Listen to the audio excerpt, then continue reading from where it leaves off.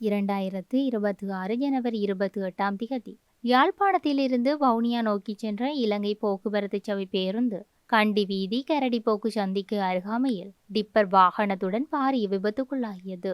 அந்த விபத்தில் சாரதியின் அதீத திறமையாலும் கடவுளின் அனுகிரகத்தாலும் உயிர் சேதம் ஒன்றுமில்லை. இரு வாகனங்களின் சாரதியும் இன்னொரு பயணியும் காயங்களுக்கு உள்ளாகினர்.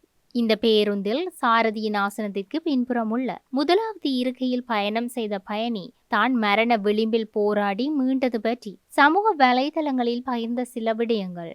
அந்த பயணிக்கு சிறு காயம் மற்றும் உடலில் உட்காயம் ஏற்பட்டது எனவும், தனக்கு பலமாக அடிபட்டதால் மூச்செடுக்க மிகவும் சிரமப்பட்டதாகவும், அதில் வேடிக்கை பார்த்தவர்கள் சிலரிடம் தனக்கு மிகவும் இயலாமையாக இருக்கின்றது, தலை சுற்றுகின்றது, நெஞ்சு வலிக்கின்றது என்று கூறிய போதிலும் கூட அந்த நேரத்தில் யாரும் உதவி செய்யவில்லை எனவும், செய்வதறியாது மெதுவாக வீதியின் ஓரத்தில் இறங்கி வீதியின் ஓரத்தில் இருந்த ஒரு ஆசனத்தில் அமர்ந்து கொண்டதாகவும், எல்லோரும் புகைப்படங்கள் வீடியோக்களை எடுப்பதில் மிகவும் அக்கறை காட்டினார்கள் எனவும், மேலும் தன்னுடைய அலுவலகத்திற்கு தொலைபேசி அழைப்படுத்த போது அவர்களின் உதவியுடன் கிளிநொச்சி மாவட்ட பொது வைத்தியசாலையில் அனுமதிக்கப்பட்டதாகவும் தெரிவித்துள்ளார். ஒரு விபத்து நிகழ்கிறது என்றால் அந்த விபத்து நிகழ்ந்த இடத்தில் அவர்களினுடைய உடல்நிலை எவ்வாறு இருக்கின்றது, அவர்களினுடைய மனநிலை எவ்வாறு இருக்கின்றது, அவர்கள் சரியாகத்தான் இருக்கின்றார்களா, இவ்வாறான விடயங்களிலெல்லாம் யாருடைய எண்ணம் சிந்தனைகளும் போவதே இல்லை.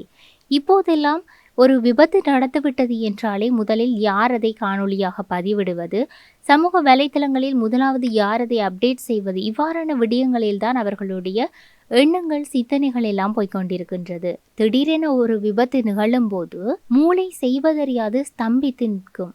அந்த விபத்துக்குள்ளானவர்களினுடைய மனநிலை மிகவும் படபடப்பாகவும் மிகவும் ஒரு பதட்டகரமானதாகவும் இருக்கும்.